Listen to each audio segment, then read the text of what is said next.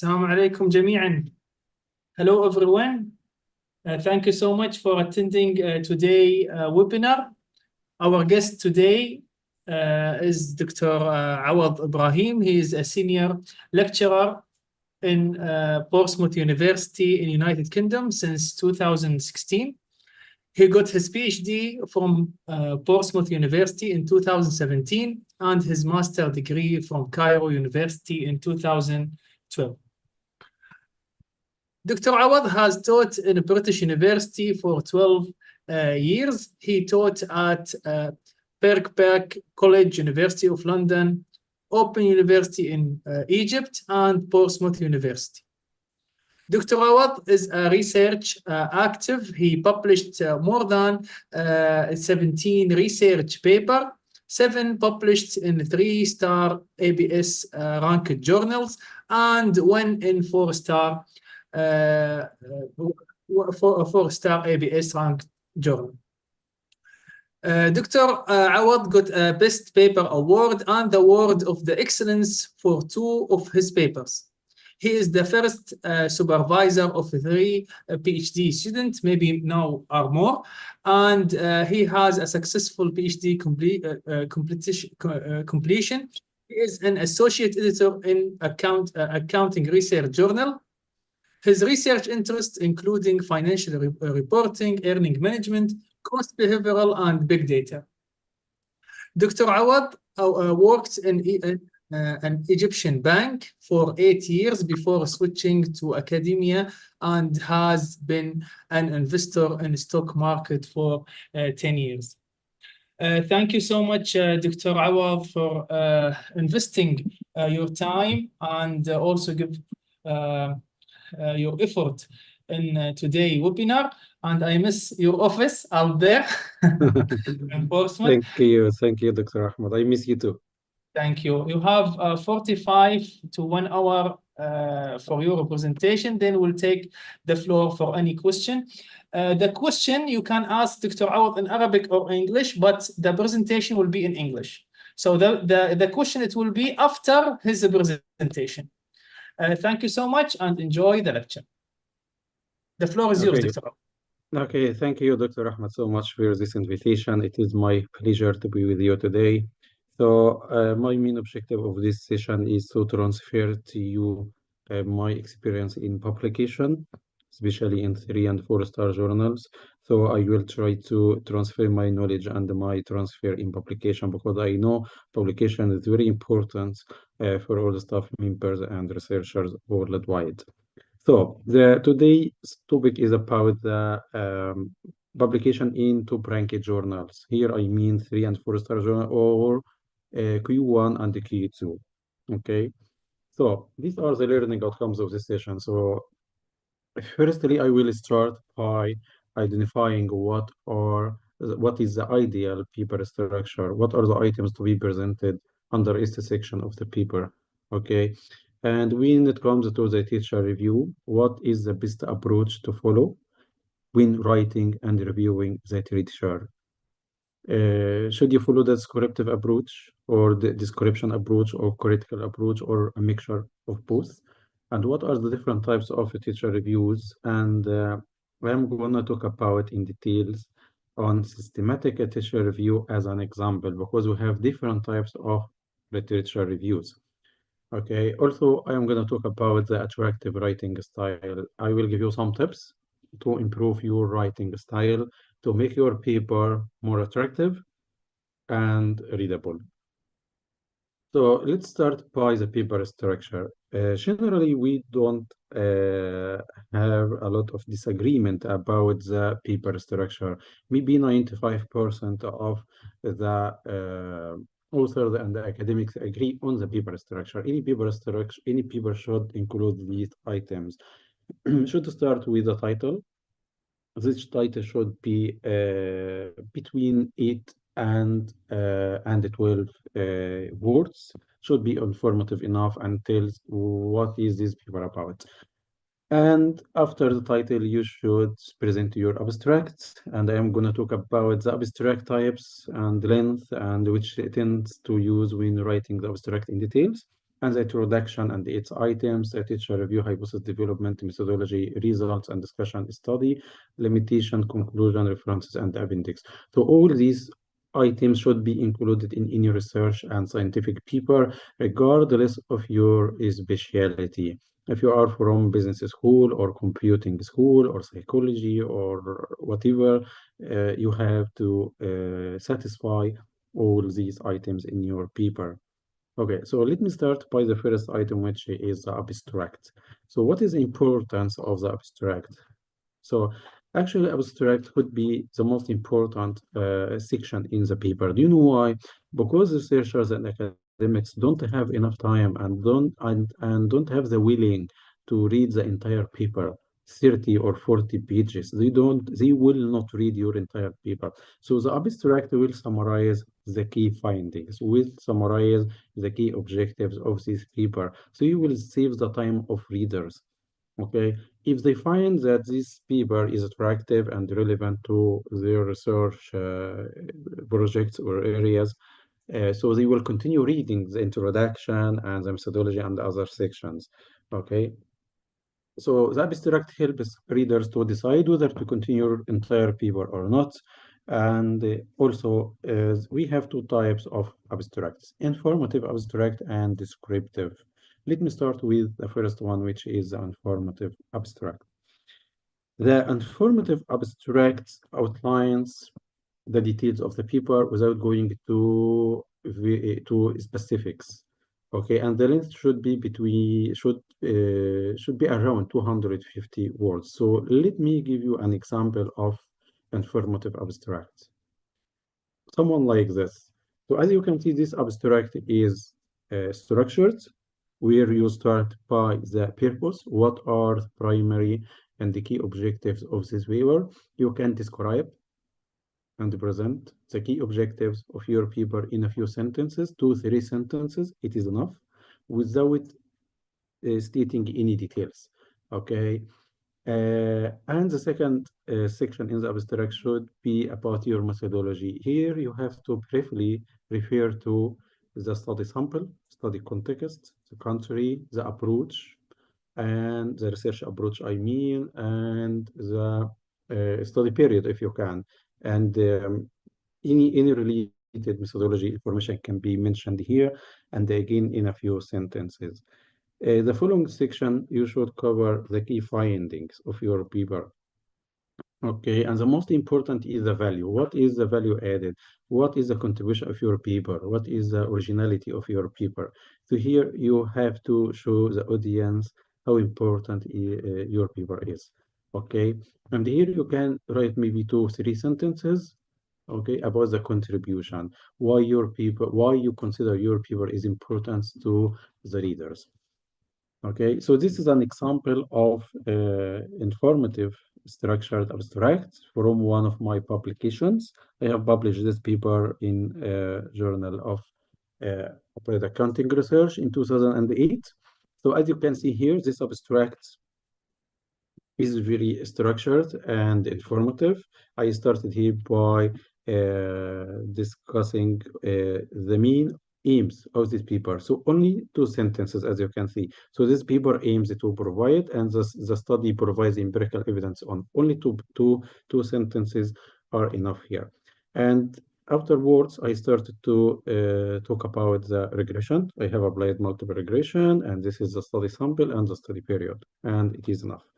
And maybe 4 or 5 sentences about the key findings and the most important, which is the originality and the value. So this paper contributes to the teacher by providing evidence on, okay? So this is the informative structure abstract. However, we have another type of abstract, which is a descriptive, descriptive abstract. Okay, the length of the descriptive abstract is shorter. It is only closer to 100 words. The informative one could extend it to 250 words, but here the descriptive should be only 100. And as you can see, it looks like one paragraph, one single paragraph. It is not structured. Okay, and here just you describe what you have done, and that's it. It is very short, very summarized, and it is not structured. So generally, I prefer you when you submit your paper to present structured, informative, abstract. And by the way, all the journals sponsored and published by Emerald require the authors to prepare structured abstract. Okay. So this was the first item of in research paper, which is abstract. The second one is the introduction, the paper introduction. The introduction is another important section. Why? Because in the introduction, you should tell the story of this paper, okay, in a few paragraphs. And the length should be between 500 to 1,000 words, or maybe 2, 3 pages at most. I remember that I have submitted a paper before, and the introduction was presented in 5 pages, and I received a feedback from the editors saying that it is so long. Okay, so I had to reduce the length of the abstract to only 2.5 pages. Okay, I know all of you might have a lot of information you want to write and you want to disseminate. However, when you write a paper, the paper should be focused and summarized. It is not a PhD thesis. It is not a master dissertation. So you don't have penalty of time or space to write whatever you want. So in the research papers, you should be concentrated and focus on the most important thing. So in the introduction, you should present it in maybe in 3 pages, and you have to tell the story of this paper. Okay. An important question that I receive from students every day is what? Is when to write the introduction. And my advice here is to leave the introduction as the last section to write, not the first one. You can start by reviewing the teacher, identifying the teacher gaps, collecting the data, analyzing your data, and writing the conclusion and discussing the results and preparing the tables. And at the end, once you finish all these sections, it is the time to write down your introduction. So because at this stage, after you finish all these several tasks, now you have the knowledge, you are aware of every piece of your paper, okay? You know everything about your paper. So the best time to write your introduction is after you finish all other sections, not before. Okay, so what about the content of the introduction? The introduction should include these items. So you should start with an overview of the topic. For example, if your paper is about the corporate governance, in the first few sentences, you should provide an overview of this topic and its relation, for example, relationship to a firm performance or firm value. And afterwards, you have to make a linkage to the teacher. Okay, you should show the readers that you are not the first one to talk about this, and there is a ground for this research. Okay, there is a history of this research. Maybe there is a few research papers that have been done in the past.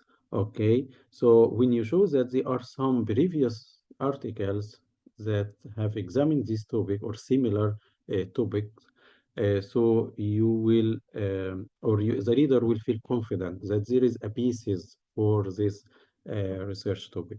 Also, you have to show the rationale for the paper, or the importance. Why? What is the motivation behind the publication? Why you have done this paper? Okay, so what is the rationale behind doing this research? Um, and the most important thing is what is the problem statement? What is the research problem? So you have to make the reader feel that there is a problem and you are trying to find out solutions to this problem. We call it problem statement. It could be one paragraph, by the way, just one paragraph. You explain what have been done or the teacher gap. And in this paper, in your paper, you are trying to contribute by filling out one of these gaps, one or more of these gaps. Another important thing that you should cover in the introduction is the primary objectives. Okay, I don't imagine to have a research paper without discussing its primary objectives. Okay, you should discuss what are your primary objectives. And again, you shouldn't be very detailed. Just you can discuss your primary objectives in a few sentences. 3, 4 sentences are enough, beside your research questions as well. And after that, you have to create a paragraph for the contribution. What are the key contribution of this paper? And the last paragraph in the introduction should be what should be the structure. So you can say the rest of the paper continues like this. So section 2 is the teacher review, section 3 is the methodology, section 4 is the findings, and so on. Okay, so again, in the introduction, as mandatory section that should be there, you should create a paragraph for the problem statement and make the readers and the audience feel that there is a research problem, there is a real research problem. And also, you should tell them about your primary objectives, research objectives, and the questions and the contribution. We have an example from one of my publication. Okay, so as you can see here, this is the introduction in one of my papers. So the first paragraph is when you read it, you will feel that there is a problem. So, for example, cost behavior research examine how costs and so on. And the second paragraph, nevertheless, several authors believe that. So here, when you read these the first two paragraphs, that you will see that they are two competing views or two competing results. Okay, team number one sees ABC, but team number two sees XYZ. Okay, so you have to make the audience feel that there is a research problem. The second paragraph here, as you can see, the teacher has discussed several reasons for sticky costs. Here, it is attempt to make a linkage to the teacher. Okay, so you have to make a linkage to the teacher and the previous articles. The third paragraph is about the contribution and objectives. So I said this study's primary objectives and the contributions are to provide 1 to 3. The following paragraph is about the how different is my paper is. So here, unlike the previous 3 studies, our study provides systematic literature review of. So this my paper is different from the other. So this is another important thing. You have to differentiate your work. You have to show the reader that your paper is unique, is different from what has been done before. Okay, so if you have satisfied all these items in the introduction, I am sure the reader will be attracted, will be excited to continue reading your paper. Okay, so you have to show them that your paper is unique or your paper provides some major contributions. You have to make them feel that there is a real research problem. And it is not only a matter of just doing a research for promotion or whatever. No, there is a real research problem, and that's why your research is important. So this was the first section of any research paper, which is the introduction. And again, please leave the introduction to the end. Don't write the introduction in the beginning. After you finish all the stages and the data collection, analysis, and writing of all other sections, please uh, leave the introduction to the end. Because at the end, your brain will be full of information. You will know everything about your paper. So it is the best time to write about the paper. Okay, and because this is, I can say this is, if the readers found that the introduction is attractive and exciting, they will continue reading your paper. If they find that it is boring, they will leave it and search for another one. The next important section is the teacher review. Okay, so here I am going to talk about some tips when writing and reviewing the teacher that will be helpful for you in writing in your research paper or even in writing the literature review as a chapter in your PhD or master thesis. So firstly, what about the length? What about again, it could be between 1,000, 2,000 words or 2, 3 pages, okay? At most 3 pages. And you can use the past simple tense because you are describing that has been done in the past. In my early research, I used to use the present simple tense, but I received the feedback from one of the reviewers saying that you are describing the work that has been done in the past. You have to follow the past simple tense. Okay, so uh, some might ask me that when you research for the prior studies in your research area, you found hundreds and hundreds of articles. So how can I review all these articles? Here you have to apply some criteria, selection criteria. The first one is what the most relevant. You have to choose the most relevant research article to your research area. And another criterion is what is the timing. Okay, it choose the most recent publications. And another criterion is what is the quality. Okay, my advice is not to cover any research article that you come across. Okay, for example, if you find a research article published in unknown journal or unranked journal, okay, or you suspect you suspect the quality, you doubt the quality of this paper, my advice is to leave it. Just focus on the publications in two-ranked journals, because this will increase the probability of getting your paper accepted in journals, in well-known journals. So again, when you choose between the prior studies, you have to be selective. You have to choose the most relevant and the most recent papers and those that have been published in two-ranked journals. Okay.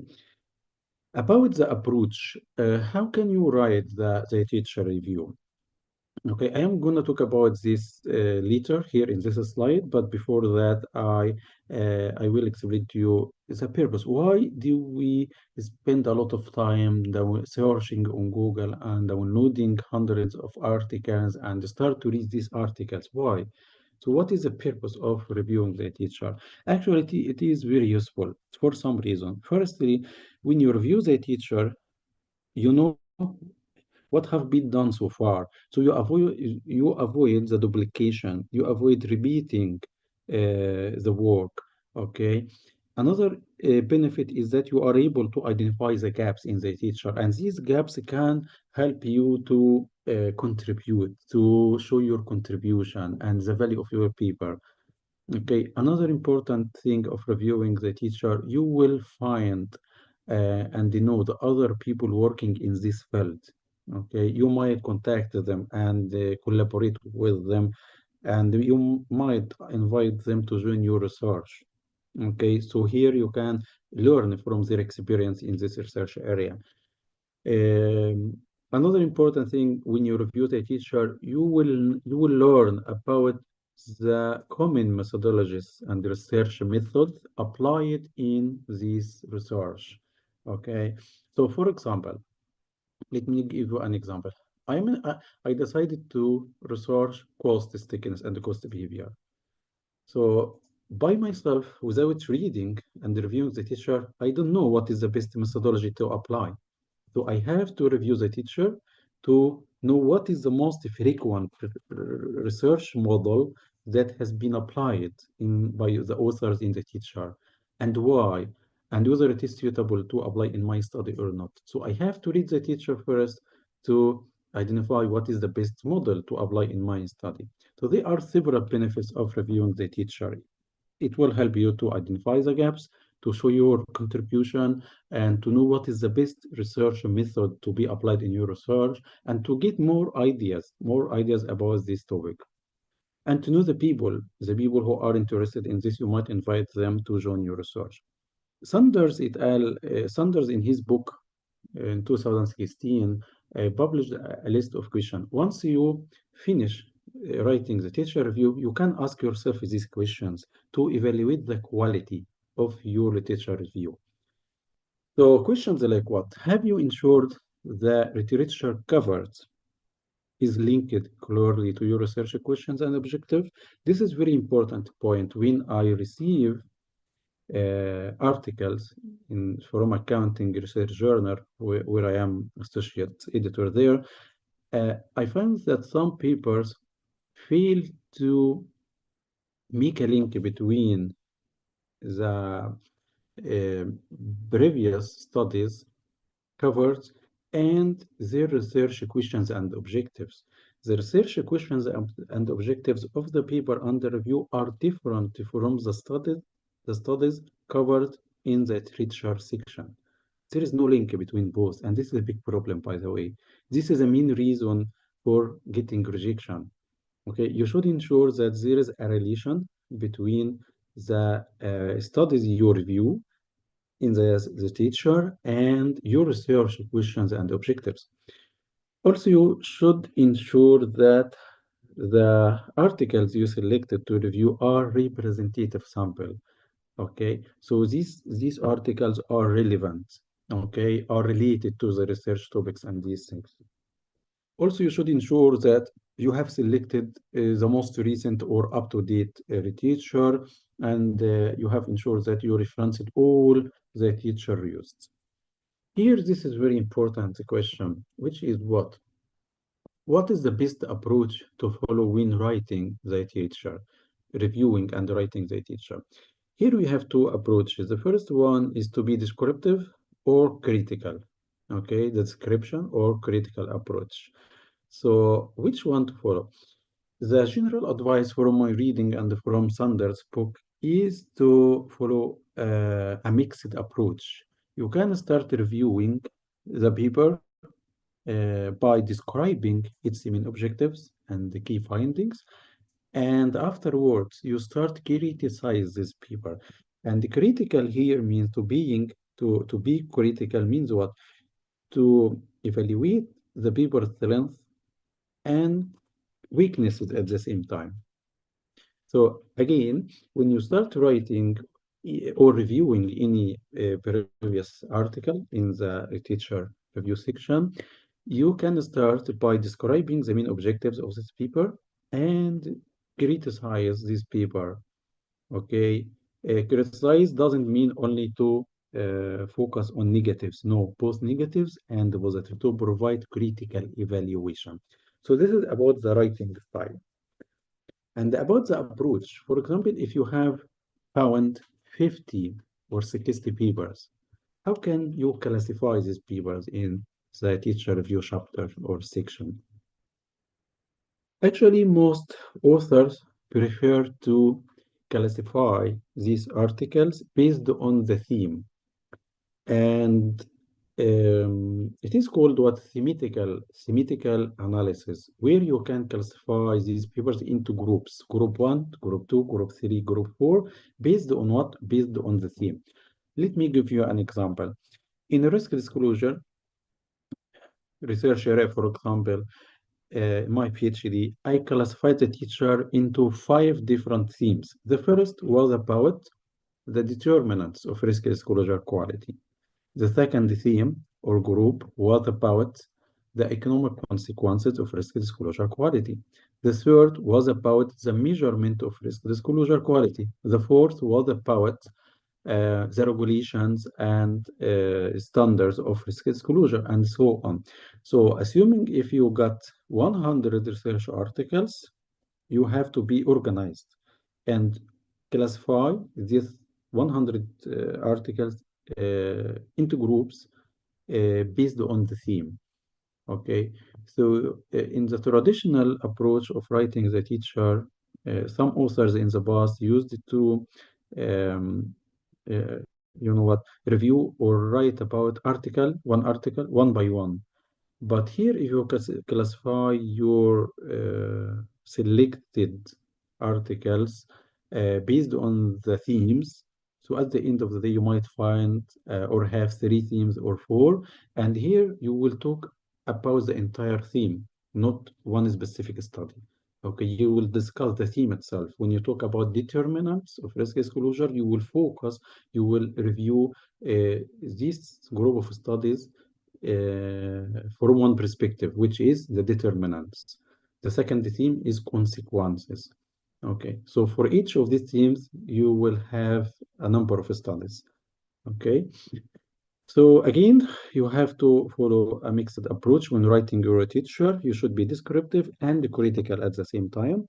And also you have to compare or to organize your literature based on the theme to follow the thematical approach or thematical analysis.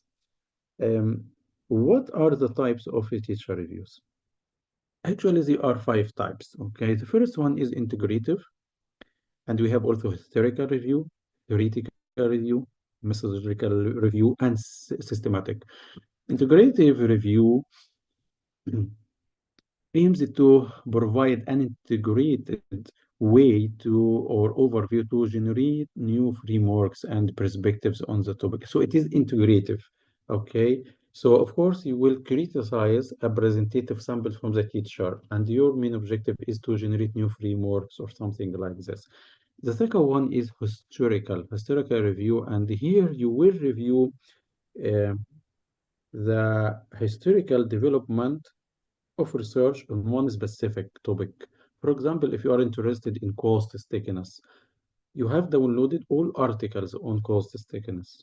You can conduct historical review by evaluating the publication over time. Okay, the historical development of research in cost stickiness over time. Okay, so this is the meaning of historical review. Historical review here takes into consideration the time dimension. You are evaluating the papers based on the timing, based on the years where they have published, and so on. The third one, theoretical, this type of review aims to what? Aims to argue the current theories and evaluate the current series and try to develop these current series or suggest new theories. Okay, so here the main focus is the concepts and the theories. So it is theoretical. Here we are talking about theories or concepts or definitions. For example, you might find that the definition or the concept of cost stickiness is not accurate, and you have some evidence that you can provide that can help you to provide new definition, new concept of cost stickiness. So in this way, you have to review the teacher from one perspective, from theoretical perspective. Okay, you can collect and review all the definitions, all the concepts of cost stickiness, and based on your review, you can provide a new definition. I have done something like this in one of my papers published in 2019, where I introduced a new definition of risk disclosure. In this paper, I reviewed all the existing definition of risk disclosure and criticized all these definitions and introduced my own. And it is not enough, by the way, it is not enough. You have to test the new definition as well and justify why do you present this new definition. So it is theoretical review. Here you focus on the theories, on the concepts, and you can develop, this. The fourth review is a review of the methodology. Here the focus would be on one thing, on the methodology applied in the previous research.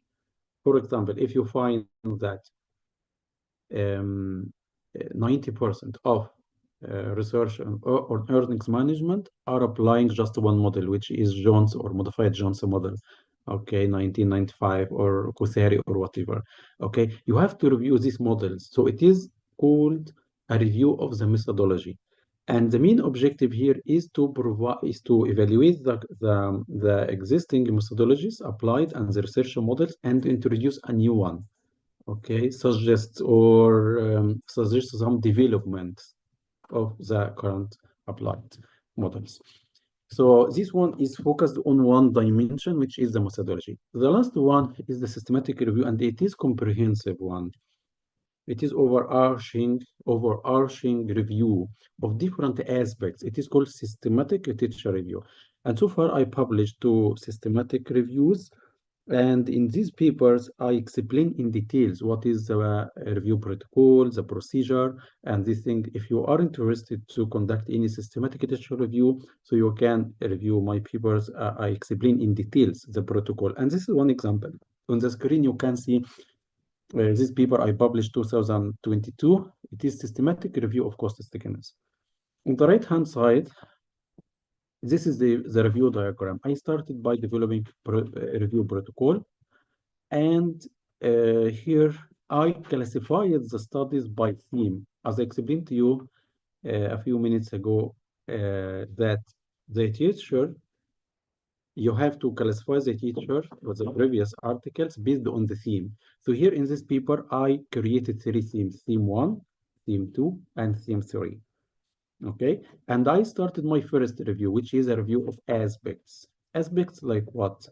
Like the classification of cost statistics articles, how many published in on non-financial firms and financial firms, the historical development, and the journal ranking. And if you go down to number B, you will find a second review, which is a review of results. And the third review, number C, it is a review of the models, cost asymmetry models. So you can see here that in one systematic review, I have done 3 reviews: review of aspects, review of results, and review of models. So that's why I call this systematic literature. It is comprehensive. It is overarching systematic review. Okay. So this is an example of the systematic review. Because of time, I will go further to the next section, which is the hypothesis development. Okay, and by the way, I am currently preparing a workshop on how to conduct systematic literature review, and it will be ready maybe in June or July. So later we will invite you for this one. So hypothesis development. This is another important section in your research paper. It depends, of course, on the research approach that you follow, whether it is inductive or deductive or abductive.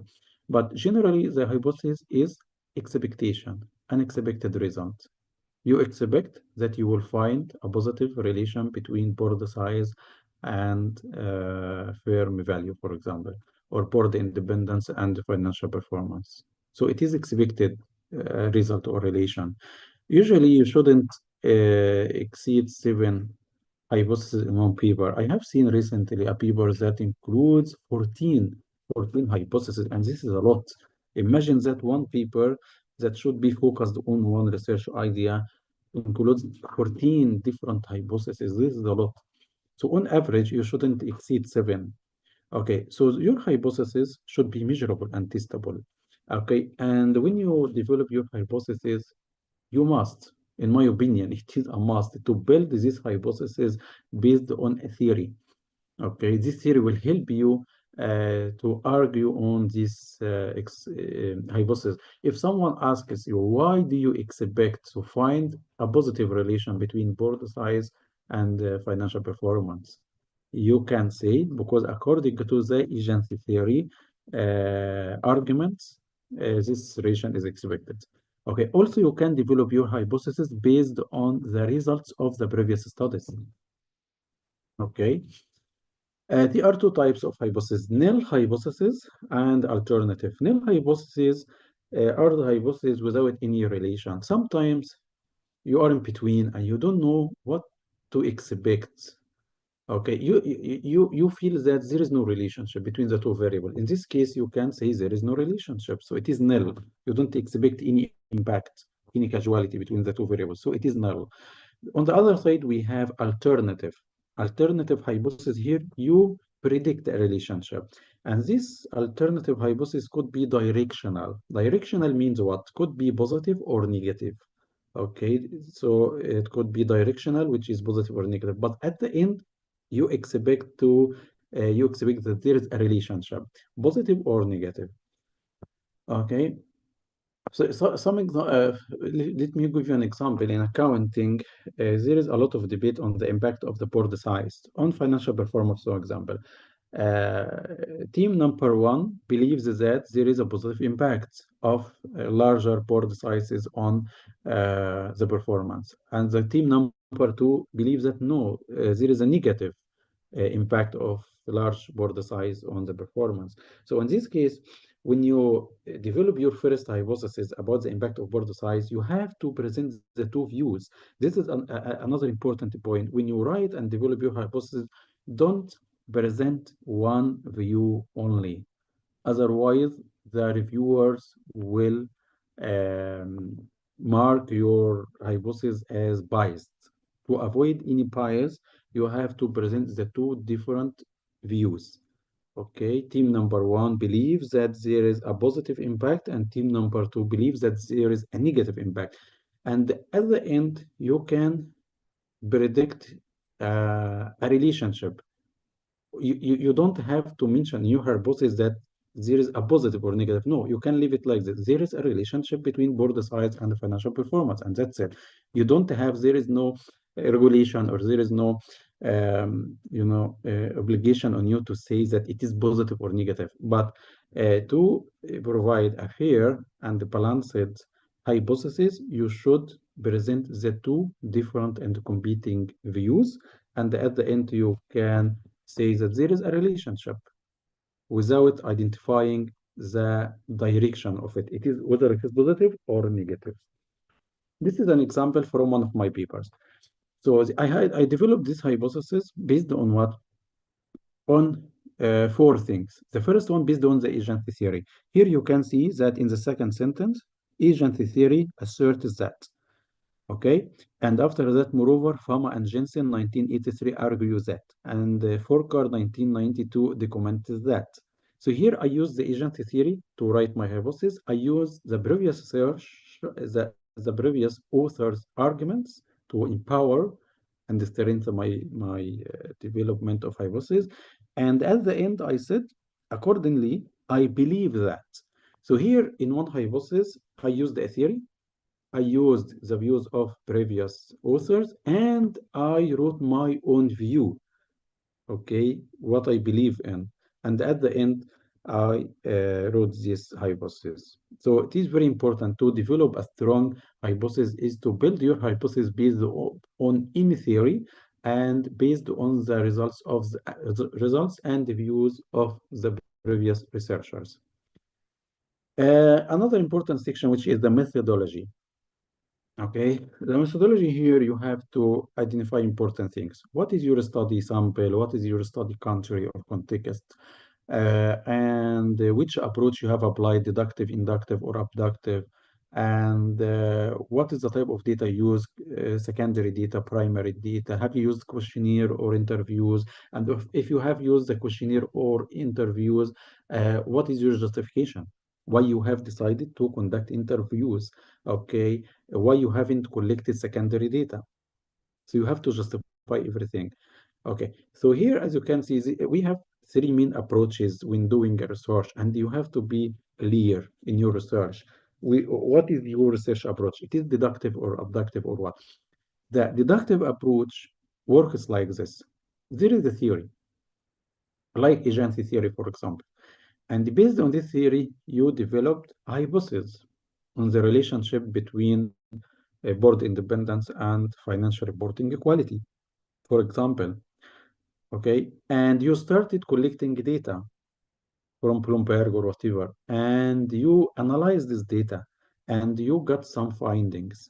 These findings will help you to confirm your hypothesis or to reject them, will help you to accept the theory or reject it or suggest a revision of the theory. So this diagram is showing the deductive approach. There is already a theory. You started from this theory and ended by accepting or rejecting the theory. But on the other hand, the inductive approach, okay, doesn't start with the theory. The theory is the outcome of the research. Here in this deductive approach, we already have a theory existing. So based on this theory, we developed our hypothesis. But in the inductive approach, your main objective could be to create, to develop a new theory, okay, to generate new ideas. So this is the difference between both. So in the deductive approach, you test an existing theory or verify it. But in the inductive approach, you generate a theory, you build a new theory, you generate new ideas. Okay. Um, Also, it is important to refer to the sources of the data collection. It is the annual report or data stream or Bloomberg, whatever, or it is primary data. You have collected your data based on interview and the questionnaire. So also in the methodology, you have to identify what is the research model that you have applied. Have you used regression? Have you employed regression models? For example, if you applied OLS, you have to justify why you haven't applied GMM or GLS or two-stage or three-stage regression. Okay, fixed effect or random effect. There are some tests, of course, in statistics that will help you to identify what is the best regression model, Tasman test, or these things. So anyway, you have to uh, discuss in the methodology section the regression or the research methods you applied. Also, an important table could be actually the first table in your research paper should be a table that is presenting the initial sample and the final sample. And between the two, you have to exclude some observations. Okay, for example, here in this table, I started by all the companies listed on WOTC all 100 share. This is, by the way, the sample of my PhD. So I use this in my PhD. But from the 629 firms, I excluded all financial firms. And you for some reasons, because they are following, some special regulations and these things. And afterwards, I excluded cross-listed firms, and I had 2003 observations with missing data. Okay, so you have to show this table at the beginning. Also, you can present your sample according to the industry sector they belong to. So, for example, here there are 113 firms belong to the industrial sector, 87 belongs to consumer services, and so on. Also, you can create table charts like this. This will make your paper more attractive. This is a very important point because you know why we are in the big data age, and there are many software that can help you to visualize your data. You can use Excel or Tableau or R. All this software data, all this software will help you to visualize your data and make your paper more attractive. Okay, if your research is using primary data, so a main table is to show the demographics of your audience. The people, you of course send surveys and a questionnaire to participants in the survey, but you have to create a table like this because recently I received a paper to review and unfortunately I didn't find this table. It is a must. It should be there. Okay, I have to know about the demographics of the audience. Another important table is this table, which is showing the definitions of the study variables and the measurement and the classification. So as you can see here, I classify this study variable into three dependent variables, and independent and the control variables. And for each of this, there is a measurement and definition in the model here. And on the right-hand side, I write the source of this data, whether it is Bloomberg or annual report. Another important thing to improve the quality of your paper is to justify your decisions. For example, you decided to examine corporate governance in Egypt. You have to justify why you have chosen Egypt.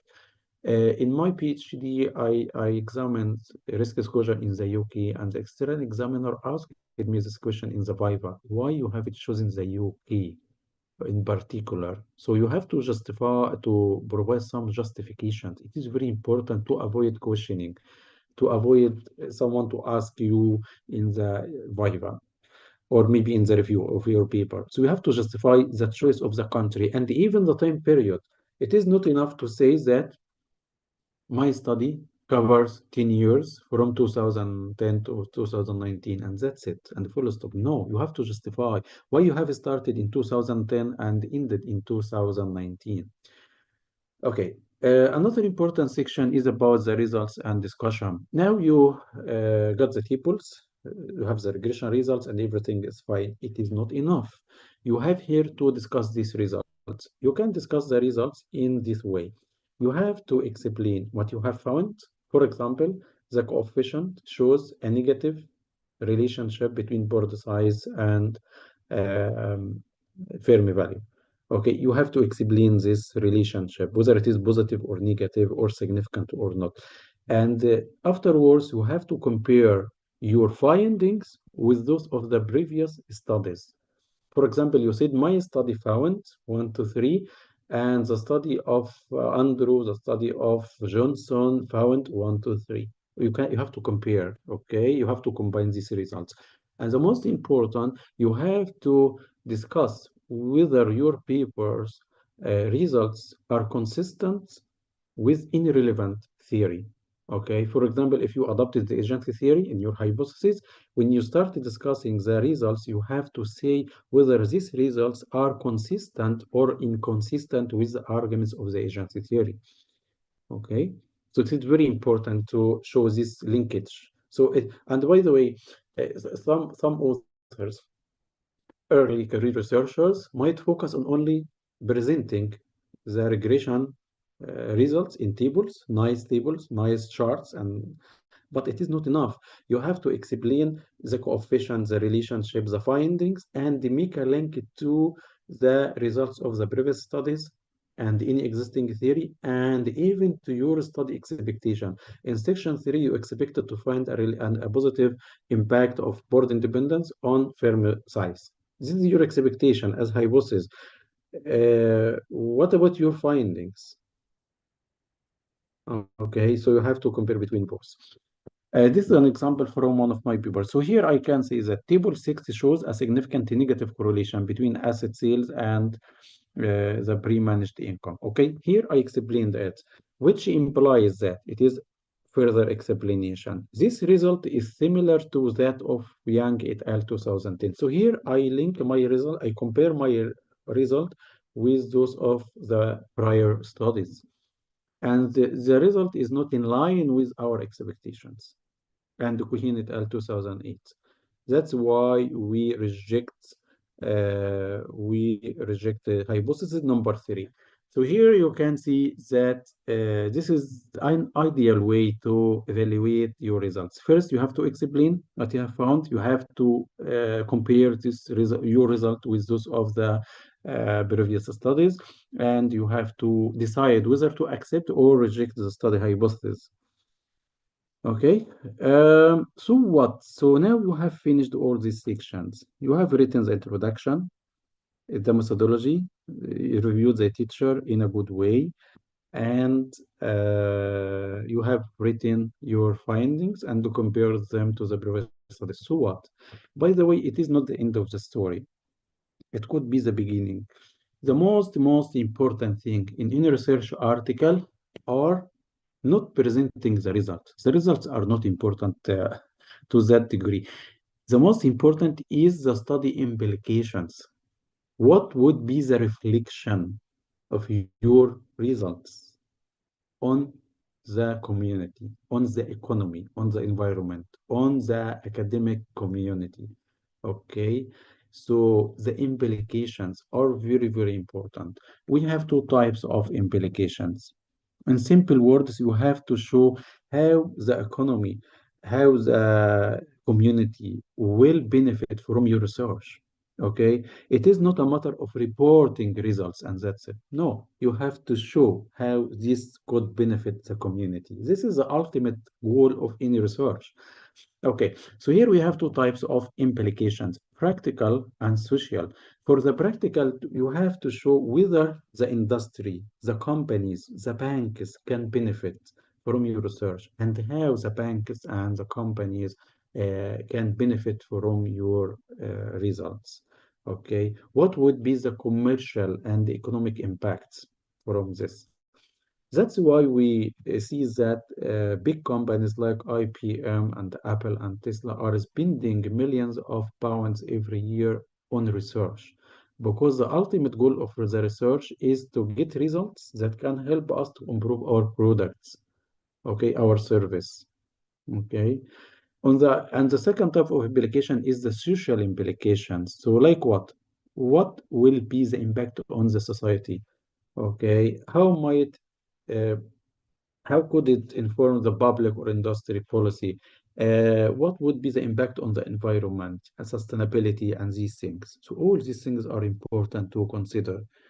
Okay, so in my opinion, in my very personal opinion, any research paper without presenting the practical and social implications, it is not a good paper.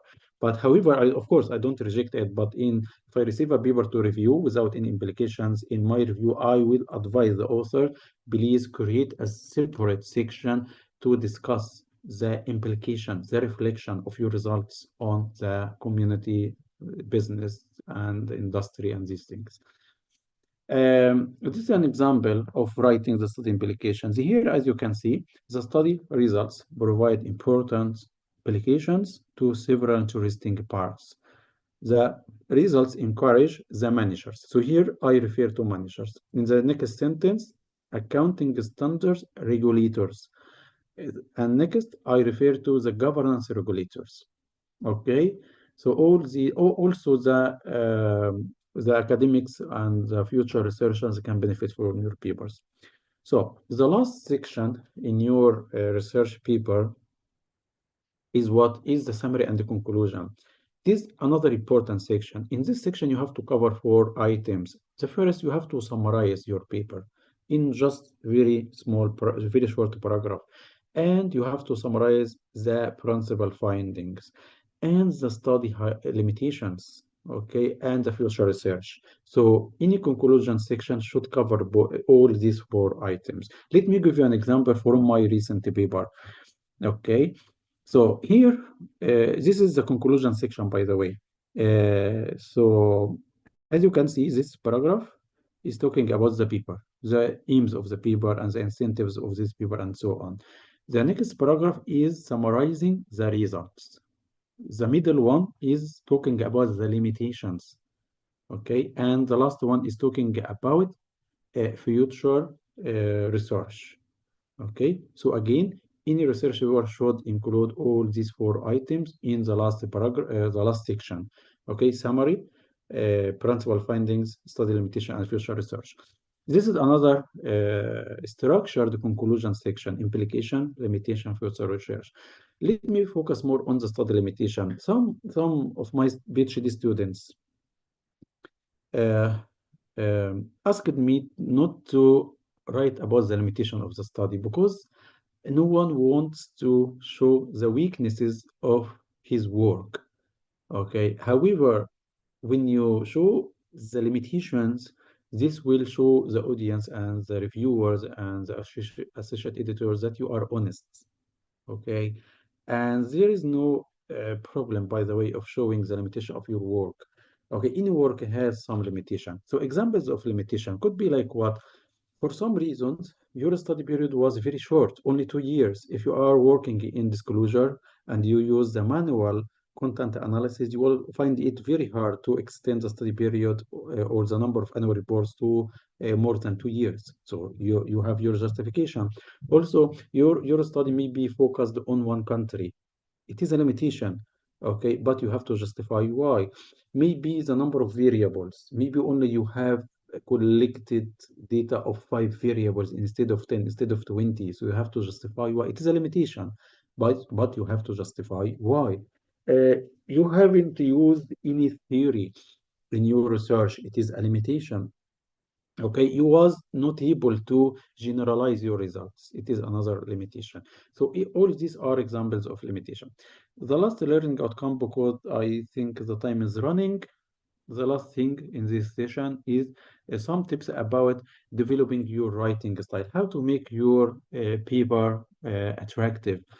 Uh, my advice here is to focus on your writing style. Writing is very important, is a key. Okay, so you don't assume that the readers will have the full knowledge of this topic. For example, when I do in research or write in research on cost stickiness, okay, I assume that if I am expert in cost effectiveness, I assume that the readers are not. So in this case, I have to simplify. I should start my introduction by defining what is the cost stickiness. Okay, I have come across some research articles when I start reading about this topic, maybe cyber securities or any of these, um, or okay. Um, blockchain, for example. I start to read, but the writer doesn't tell me what is this about. Okay, so I got confused and lost when I read. So I will leave these people. So you should assume that the readers don't have the full knowledge and expertise like you. Okay, you have to be very simple, and the story should be clear, simple, and straightforward. Okay, in the past, I used to write very long and complex sentences. When I started my research in 2012, I remember I thought that when I write very long English sentences, this is indication that I am very, good in English, but it is not. It is a weakness. It is not a strength. It is a weakness. So please keep your sentences short and simple. And by the way, the research found that by excluding unnecessary sentences and words, the readability of the text increases by 58%.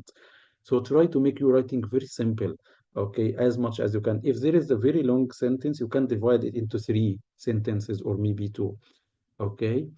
Another important advice that I got from Professor Lisa Jack, someday she advised me that one research paper means one research idea, means one research question, because I invited her to review a paper for me. And my paper was about big data, and it includes 6 different research objectives, 6 different research questions. She advised me that no, this is research paper that should be more focused on one research idea, one research question. Also, I attended a conference in America before, and I found a presenter uh, talking about his paper, and he explained about 9 different hypotheses. So imagine 9 hypotheses in one paper. Okay, يعني if you want to increase the quality of your paper, you should make your paper more focused on maybe 3 hypotheses, 4 hypotheses, but 9 or more than 7 is not favorable. These are some questions. After you finish your writing your research article, you have to ask yourself all these questions, and these questions are taken from the Book of Standards. So, is there a clear? Is the structure is clear? Is the structure clear or not? Okay. What about the writing style, the quality, the readability? You can invite someone to read the paper after you and to give you a feedback before you submit it to the journal. Okay, does your abstract reflect the whole content of the report accurately or not? Does your introduction state clearly the research questions, objectives, the contribution or not? In the introduction, you have to talk about the research problem, the research questions, objectives, and the contribution. Uh, Have you been selective when reviewing the teacher? Have you selected the most relevant article? Okay, is there any missing article? Sometimes you might forget to include or review any research article, so you have to update your literature from time to another. About the methodology, have you used the relevant methodology? For example, you decided to use OLS, however, OLS regression model. However, all previous authors in the same topic used fixed effects. So you have to justify why. Okay. Also, have you developed your hypothesis based on a theory, based on the key findings of the previous researchers? Okay. And the most important question to ask yourself is, so what? Again, completing a paper and reporting, writing your results and preparing the tables of regression is not the end of the story.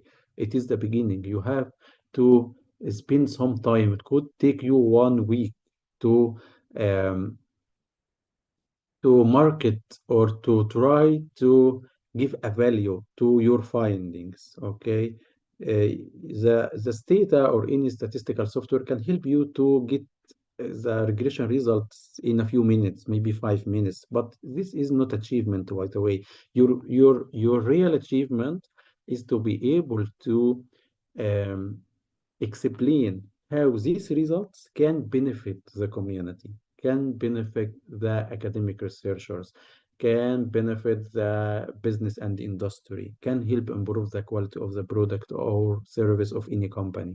Okay, this is your main contribution, by the way. Okay, so the impact, the reflection, this is very important. So again, also, if you want to learn more about the writing, there are two types of writing style: descriptive and critical. Okay, that in the descriptive writing, just you describe what happened or you describe what you have done. Okay, but this is not, it is acceptable, but it is very simple. Okay, if you want to develop the quality of your writing, you have to write in a critical way. Even your own work, you have to criticize your work. Okay, so when you if you want to make your writing look more critical, you have to evaluate. You have to evaluate your hypothesis. You have to argue all the time. You have to justify everything. For example, if you have chosen the UK as your research country, so you have to justify why. If you have to choose your study period to be 2005 2010, this period, so why? So all the time, every decision in your research you have to justify, okay, to convince the readers that you have a sense, you have rational behind this. You have to differentiate, you have to compare your results with those of the previous authors. Okay, so these are two writing styles: descriptive and critical. Of course, critical writing is more um, favorable and attractive to readers than descriptive, because in the description writing you are just describing what happened, but it is not scientific approach, by the way. Maybe in some cases we still need to describe, okay, like the teacher review, you need to describe what happened, it is okay, but try to make you know try to give more weight to the critical writing. For example, let me say 75% of your writing should be critical compared to 25 for the descriptive writing. So this is the end of the lecture, and thank you for taking this long time, and hopefully you enjoyed this workshop. Thank you. Thank you so much, Dr. for your webinar and for valuable information that you give it to us. I really appreciate again your effort and your time. I really enjoy it. There is many information that first time that I know it, and it will good to improve our research to go that high rank journal like 4-star and 3-star. Thank you. I want to thank you again for the steps and the tips that you give it to us. It's really useful. For now, If anyone want to ask Dr. Awad directly, just raise your hand and we can go one by one to ask Dr. Awad your question. You can ask Dr. Awad in Arabic or in English, that's fine. Yes, you are welcome. Thank you, Dr. Ahmed. Thank you. Anyone have any question? Please don't write in the chat because the chat it will keep rolling. So just raise your hand and you can ask Dr. Awad. I think there is someone here who raised his hand. Yes. Yeah. Yes, you can talk, Hamoud. Hello. Hello, Assalamu hi. alaikum. Hi, Yes. Dr. Awad. Hi, Hi. Dr. Ahmed. It was my first time. Just I wanna ask, but thank you, Dr. Awad, to be honest, for the uh so many information to be honest for me and from the audience. Just I want to ask about the limitation because I missed the first half an hour of the lecture. So, but limitation, is it possible? Because my study is cover all the MENA countries, and some of the countries I can't found maybe such as the information about the banks, such as maybe Algeria, Libya, and Yemen or something like that. Is it I can put it like a limitation of my study or not? Yes, yes, of course. The data limitation, the data availability is one of the common limitation in a research article, especially in developing countries. Okay, in developing countries, authors struggle to collect the data on all the relevant variables. So it is okay, you can. And by the way, it is very acceptable by reviewers and associate editors of journals to read that in GCC countries, I was not able to collect the data of the relevant variables. It is very acceptable in the scientific society. Yeah, thank you. Dr. Awad, sh could you just as for me and for the audience as well. Now I just in a third year of my PhD journey. Um, I almost to be honest write more than 3,000 words and I almost collect all my data. But just could you give me an advice for just I I have I have uh, I, I have a plan to write my first article, and could you just give me um, several tips that help me to get started? Okay, have you got your PhD or not yet? No, no, yeah, but just I'm But you beginning are of the working third year. on your first paper. Okay. Yeah, just because I almost done I almost collect all my data, but just as long as my opinion say or my idea said, if I have collect all data, I can start writing an article. So is it a good idea or not? And give me some just only some advices to start. Okay, there are many tips here. So first of all, you should ensure that uh, the data you collected are similar to those examined in papers published in two-branched journals. For example, in my research, I do something, I follow the same approach.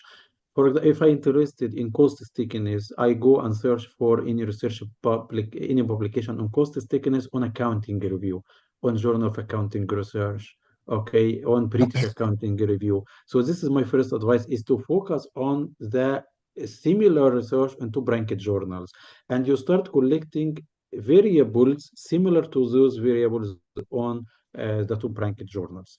Okay, the next step for you is what, or advice to you, is to build your hypothesis based on a theory as I explained in this workshop. Yeah. Okay, if you develop any hypothesis without any basis, without any yeah, strong ground or strong basis, it could be useless. Okay, Yeah. and again, it is not a mistake at all to follow the previous research. Okay, especially that has been published in developed countries like America and the UK and Germany. Okay, Okay. it is okay. So just try to mimic or try to simulate what have done before and do something similar. But of course, you might ask me, so what is my contribution? Your contribution is that you are doing similar research, but in different contexts, in GCC. Okay, so this is a contribution, by the way, and definitely your study sample will be different from those research in America or UK. Okay, Exactly. but try to focus. And before that, by the way, before collecting data, you have to spend some time on maybe a month, okay, on downloading all the relevant literature, Okay. okay, and try to be selective. It choose the most relevant. It choose those articles published on top-ranked journals and Okay. read the methodology very carefully and read the introduction and read the conclusion to learn, okay, because the publication, the publication is an easy process, but the main objective of publication is to learn, is to develop your research skills. So how can you Exactly. develop your research skills? You have to depend on or high quality publications, because one of the mistakes that I did in my early research life is that what I was reviewing articles published in unranked journals, or maybe one star or Q4. It was a big mistake. So, but when I switched it, someone advised me to focus on 3 and 4 star or Q1 and the Q2. When I switched it, because the quality of writing here is very high, so I learned a lot and a lot from this. Yes, exactly. Dr. Awad. And my supervisor sent salam to you. My supervisor is Dr. Rami Ashur. And Oh he yeah, sent I know salam to Rami. you. Okay, thank Yeah, you yeah. for your for Rami. Thank you so Okay. much. Thank you, Dr. Awad. Thank you. Thank you. You are welcome. Thank you. You're so. Thank you for your question, Hamuda, and you have a very good supervisor. Good luck Yes, with your. Dr. Yes, Rami. yes, Yeah. yes. I'm lucky, I'm lucky, wallahi. Say He's hi. supportive. Yeah, I will send salam to him as well. Thank you. Thank you. Thank you. Thank you, guys. Sorry, just last question. Is there a slide?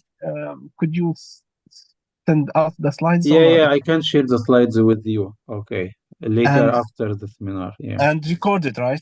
Is it Yeah, recorded the session? yeah, yes, Yeah, correct. Doctor. Dr. Ahmed, could you just I can say in Arabic just malam on you. You don't mention to your YouTube channel. It's just I have to find it by myself. So could you please, when you have session, please share to your YouTube channel, just Sure. to go back and Sure. watch the videos. We'll do that. We'll do that. Please, Thank you. yeah, thank you, Dr. Ahmed, thank you, Dr. Awad. I appreciate Thank your you help, so guys. much. Thank Thank you. you, thank you. Amin, Amina, Amina, are you? Can you unmute your mic so we can hear you?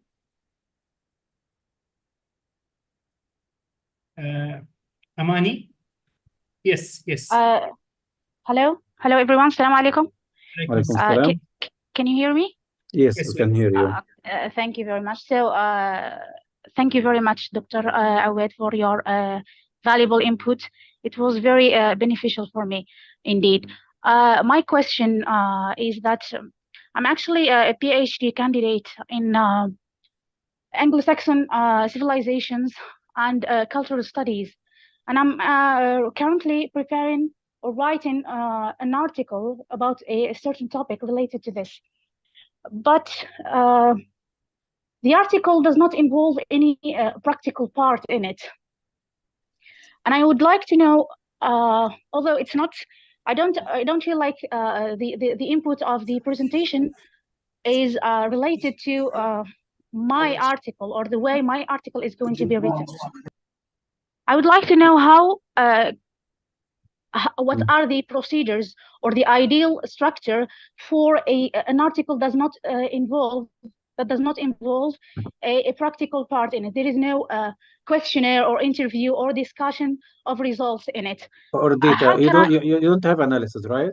Yeah. There is nothing to analyze. Okay, this is very Except good for question. yeah. And yeah. Okay. Uh, I have an experience with this. Back in 2017, I have been interested in big data technology, and I started my first paper, and I planned to collect the data through questionnaire and interviews. And I have already sent about 1,000 email to 1,000 CEOs and professionals in big companies located here in London. However, I haven't received any response. So from this point, I decided to change the type of my research from Okay. empirical study to conceptual study. So Exactly. I know and by the way, it has been published in very good journal, three-star journal with impact That's factor of 12. that's So why I'm asking. Sorry to interrupt you, because it yeah, is said, generally it is said that a theoretical article will be it will have a less opportunity to be published in no, well received. never, by the way. That's No. very reassuring. Yes, because this big data paper has been published. It could be one of my best papers, by the way. I have most of my papers are empirical studies, except this one. It is conceptual, and it has been published in three-star journal, top ranked journal with impact factor of 12. It is so high. Okay, Okay. so at some point I found myself unable to collect the data. So I decided to switch. So here you can change the research type. And by the way, when you submit to any journal, in the first page on the website, they will ask you what is the research type. It is the paper type. It is conceptual. It is the empirical study. It is systematic review. It is editorial. What is the type? Most journals are accepting different types of this. Let me say something to you. When I started my research on systematic literature review, someone told me that journals don't prefer the systematic literature Yeah. review. And Yeah. now I have two systematic reviews published in three-star journals, Q1. So no, journals are accepting everything. Okay. You know what? In critical accounting, it is another domain in accounting research. They don't have any empirical, okay, or maybe very few empirical studies. Most of the research on critical accounting is theoretical, and they are still making publication. Okay, so no, you can switch and make it conceptual or theoretical framework, and it can be published. Thank you very much. Thank you. You're Thank you so welcome. much. You're Thank you. welcome. Thank you. Thank you, Amani. Anyone have any other question?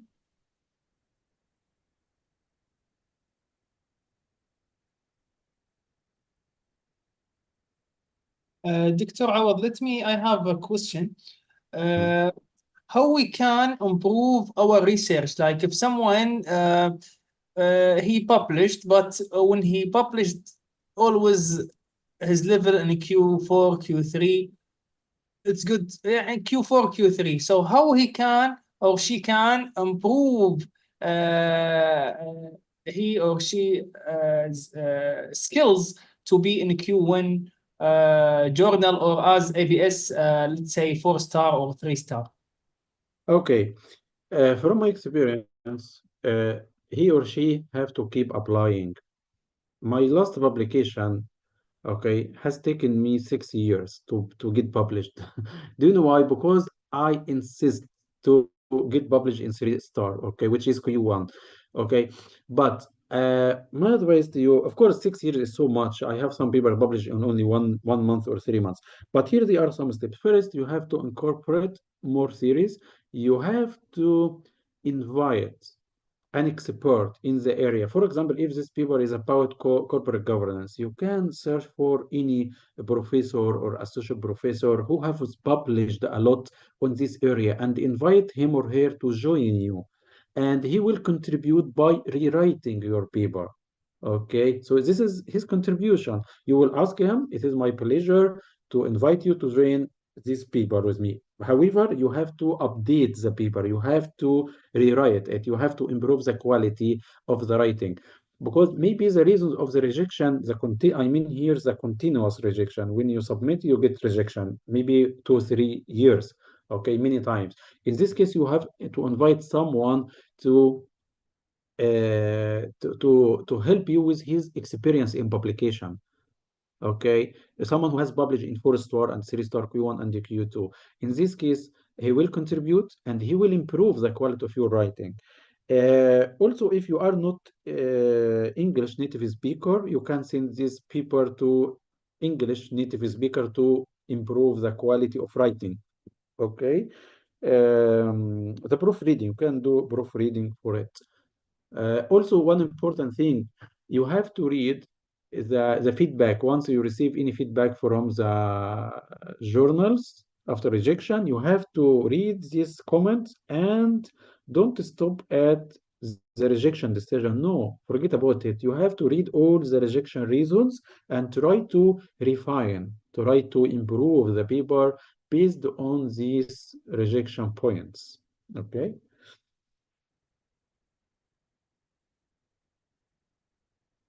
Doctor, what about if there is a good paper, but the data is old, let's say in 2018, 2017, is it a problem to publish it in a high-ranked journals, or it will be in Q4 based on the data that is being old? However, no one publish in the same area or the same topic until now. Before. No, no, I have seen some publications using a little bit old study period.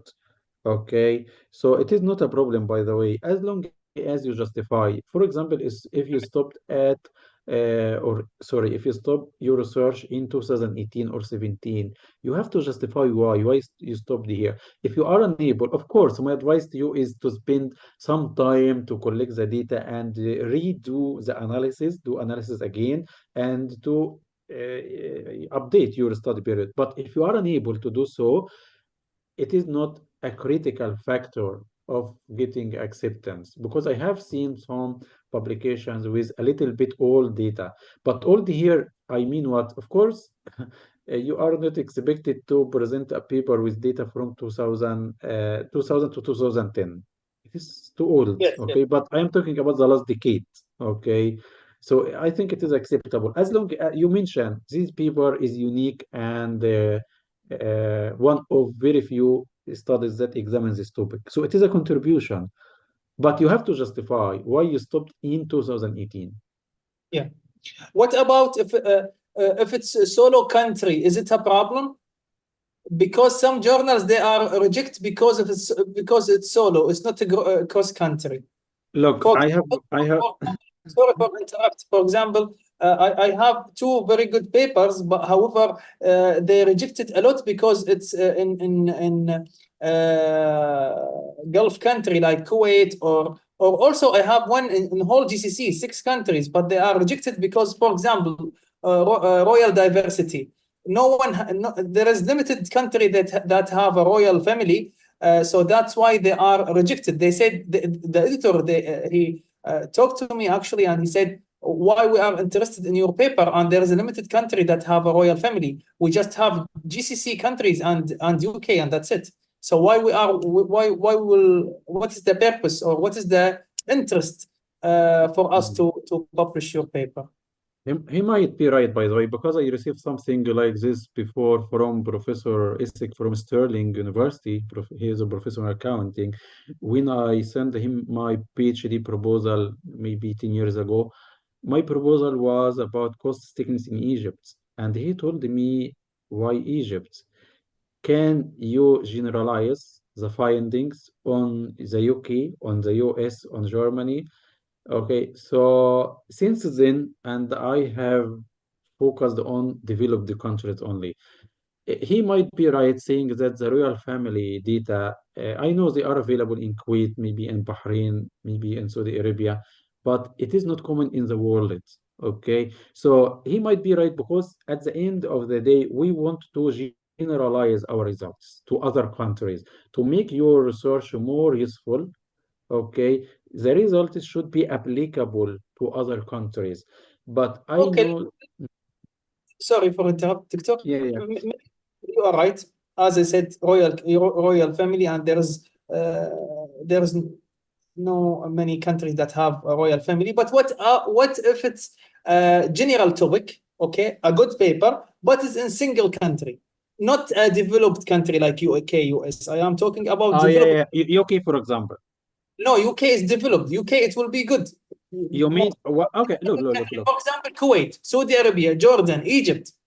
You know, okay, look, I have published 3 papers on cost thickness in Egypt, and they have been published in Q1, not Q1, Q2 and Q3. Okay, but it could be a little bit hard to publish something like this in Q1 or 4-star. Okay, because at the end, as I told you, they need to generalize this data for the research to be more useful. Okay, the results should be applicable everywhere. Should be applicable in UK, in America, in Egypt. For example, in Egypt we don't have a royal family, but in UK they have a royal family, but I don't know. In America they don't have. So I know it. Maybe just my advice is to keep submitting this paper to other journals. Okay, don't commit yourself to one editor. And by the way, not all editors are rightful. Sorry? But it's published now, but in Q4 because of it's getting hard to publish it in high rank journals. So I said, that's it. I need to publish it, and that's it. I can't wait. Anyway, you publish it anyway. Yeah, it could be one But of the limitations, by the way. Okay, this is another point, which is what to consider whether your result is. I have read something like this in Sanders' book. You should ensure that your results are applicable and can be generalized. As I told you before, the Professor Isaac criticized my proposal and said to me, okay, so um, if we get some results in cost thickness from Egypt, how can we generalize this on a country like UK? Okay, so from the beginning, if you, uh, however, in some cases, doing research on developing countries could be a major contribution, by the way, because these countries might suffer from deficiencies in corporate governance and some other political issues. So doing research could be a contribution. Okay. Got it, Doctor. Okay. Doctor, last question before going to Ali and Najjar question. Adding a key author in my paper, for example, adding a third or second author, which is he or she is a key author, a professor in the field, or a key author in the field. Will it help me to publish in higher journal because of his name or because of his shiny name and key author in this area? What do you think? Okay, this is very critical question. You know, you have to know that there is some differences in culture between the Middle East and the European countries and America. Okay, maybe this is right in the Middle East. The name could matter. Okay, from my limited experience in this, in the UK, I can see that this is right. Okay, in America, maybe in other countries, the name could make a difference. But for me, let me say from a perspective. Before you continue your answer, Doctor, I am not talking about a connection here. I am talking about his or her name because of citation. What they need journal to have a high citation. So sometimes they need a good or you know a very popular key author or in this. Yeah, I got it. Yeah. To get a higher. Yeah. So the connection is something different. Yeah. Okay. Yes, you are right.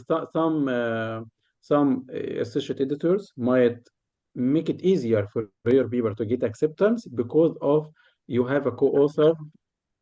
You have a co-author who is very popular and he has a big name, And once your paper published in this journal, the authors will start to make citations. For example, you know, the most common name in cost stickiness is called the banker. Banker, he's Indian professor. He has been working in America. Okay, Banker, he's a very known one. So of course, if I publish a paper with him and the associate will find his name will attract, as you said, will increase the traffic on this journal and will attract more readers and more citations. Okay, but it is not the only criterion, by the way, because the associate editor and the reviewers will review the different sections in your paper. Even if Banker is included in my paper, it is not enough. What if this Banker as my co-author and but my paper uh, doesn't follow the acceptable and the popular research standards? So it will be get rejection, of course. It will get rejection. Okay, it is not enough. It could be a helpful factor, but it is not the only factor. Oh, I see. It's not the only factor. It could be helpful. Okay, facilitate the publication. Yes, got it. Thank you, Doctor. Ali Najjar, please can you raise your hand or you can switch on your mic so we can hear you? Yeah. السلام عليكم. Thank you, Dr. Awad, and عليكم thank you, السلام Dr. Ahmed. دكتور علي. عليكم السلام. Just some question. The first question about the lecture review. Which there any or are there any programs or to help me to write good paragraphs in to do an article? And then because when I write, I find some chance for when write paragraphs, found some mistake like not good or strong academic word, and tried and with something else, some help from my friends, but I need if there are any programs for this. And when I write because now I'm second year on my PhD, try to then make good make structure for lecture review and link it between the main variables. The main variables and what? Link between the main variables. How can you make a link between the main study variables? Study variables, yeah. And second question for the data collection. What's the best way to analyze them? Because I collect most of them, not most of them, but I still continue to collect data, but I find some because some like database not found all information which can help me to analyze or to collect and analyze my data. We are asking about a software to help you collect and analyze the data. Of the first one for database. A database, because okay. Database, because when I'm looking for database, not get all information which because I'm now in my study for many countries in the banks in the many countries. In which university you are? Auckland University, Center of Where? Lancashire. Auckland. Center of okay, Lancashire, in the Preston. okay, in the UK. Okay.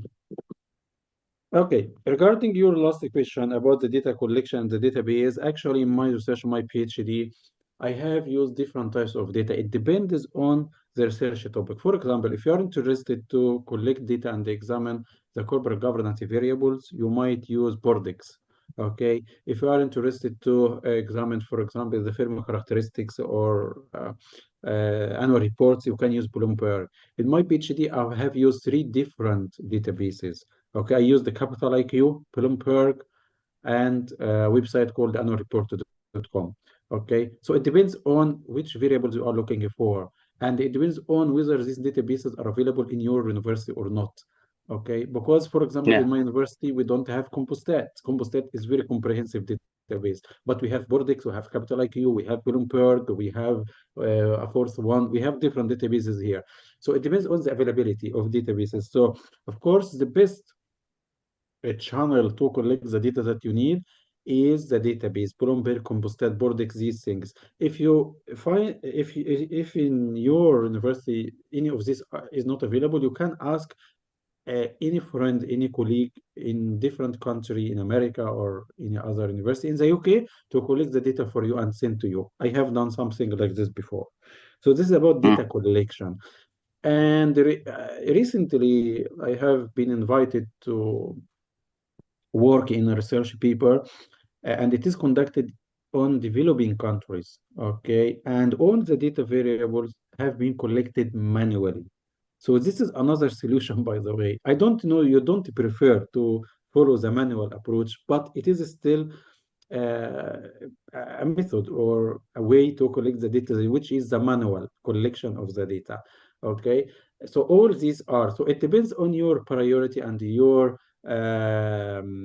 study and the importance of this study. If it is very important, and if your supervisor told you that this is crucial, this is critical, so you have to spend maybe a month or more to collect. I remember my PhD, I spent about 3 months in collecting data without analysis, or only 3 months to collect the data that I need from 3 different databases and one website. So this is regarding the data collection. Regarding how to make a link between the study variables. Okay. This link should be clear in your research questions and research objectives. For example, one of the research question is, what is the impact of board size or corporate governance on firm value? Okay, this is your research question that you created by yourself. So based in this research question, you can create the relationship between the variables. So you have to translate all your research questions and objectives into variables. Okay, so what is the relation? What is the impact of corporate governance on firm value? So here, what are the variables? Firm value can be measured using Tobin's Q, MTB, market book value, okay? And on the other side, corporate governance can be measured by board characteristics, ownership structure, Big Four, audit committee, these things, okay? So you are the only one who is able to make the connection or to predict and to make a link between the variables. Another way is what is by reviewing the literature, because in the literature you will find that the prior authors have made this connection between the variables. Okay, but I don't expect you to be able to make a link between the study variables before developing your hypothesis.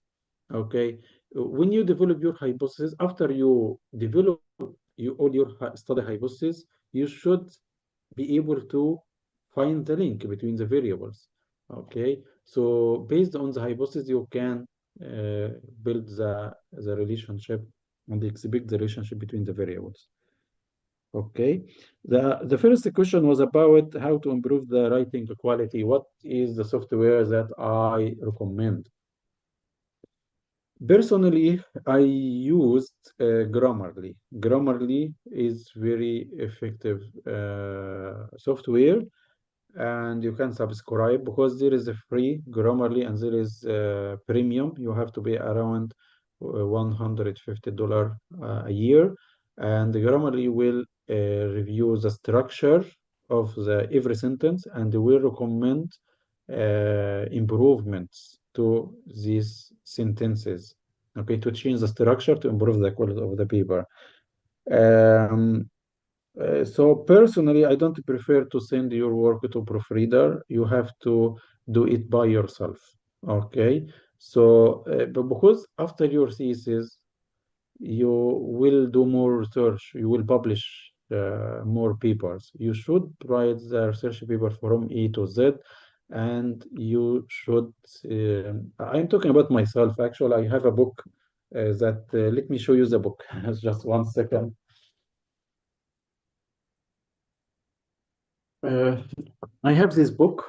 Okay. I don't know. It is called Writing Academic English. Okay. I don't know whether you know it. It is published by person, okay, writing academic book, and there is soft copy available on site. So this book is very, very useful. I learned how to write.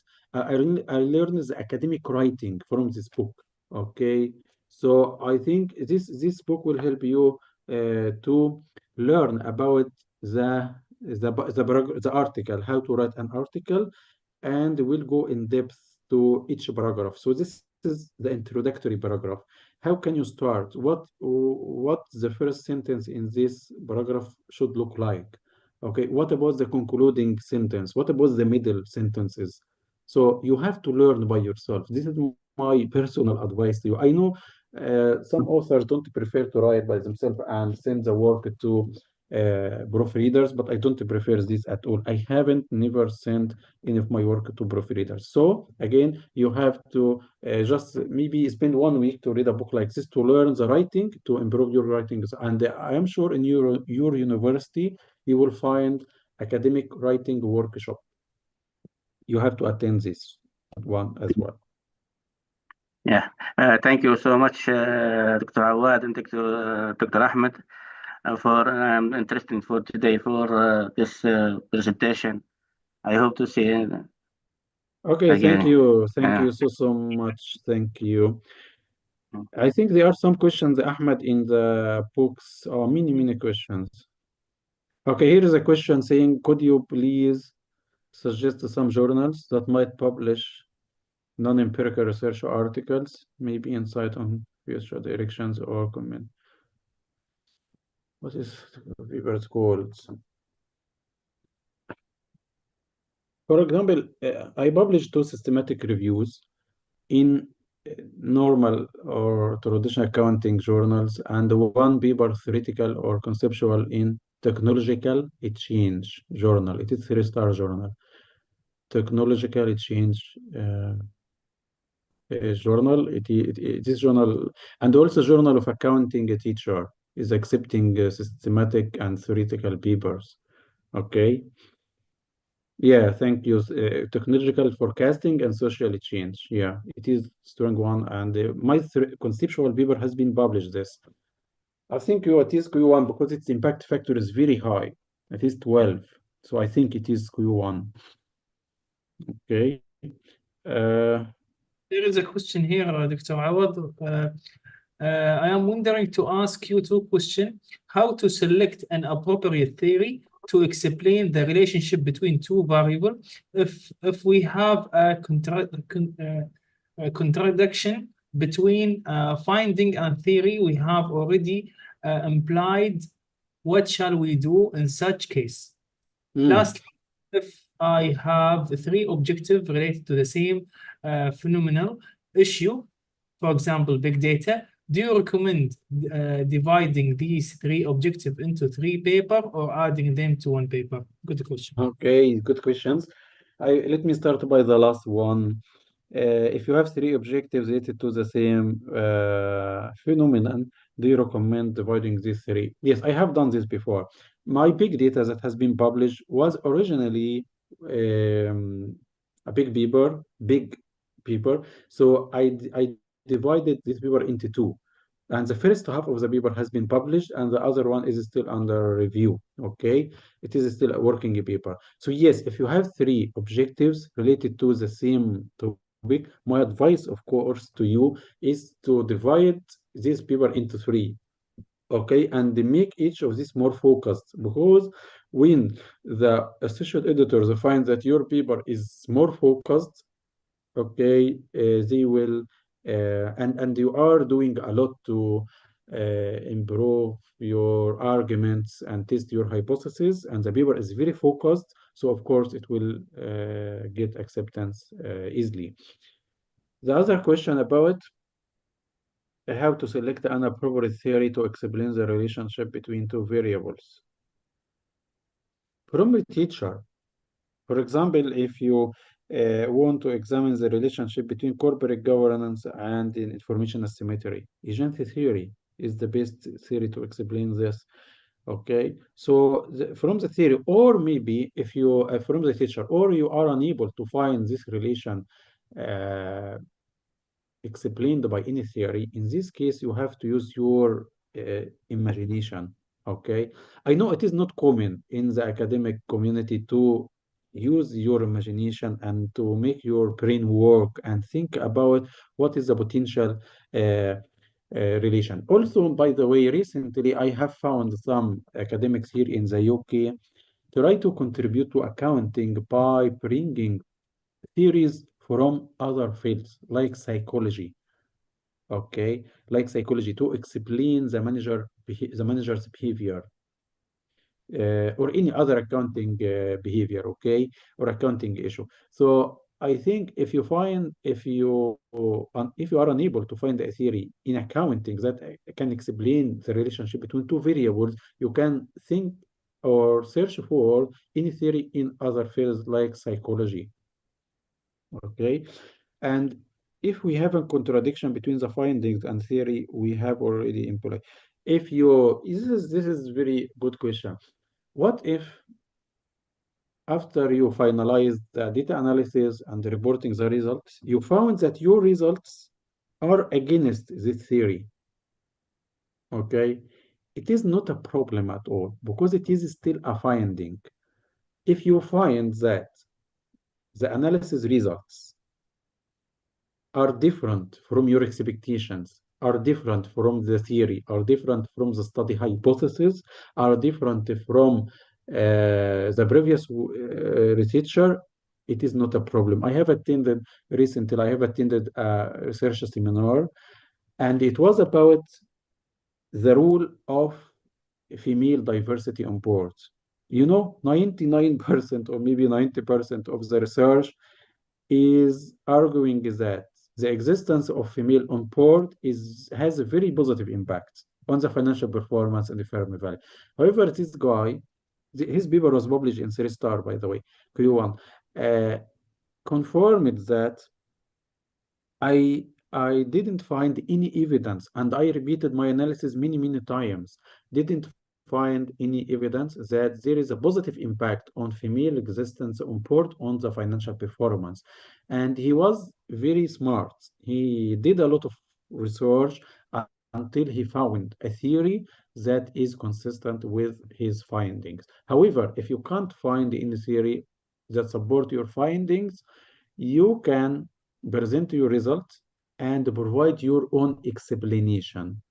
Why this result come in this way?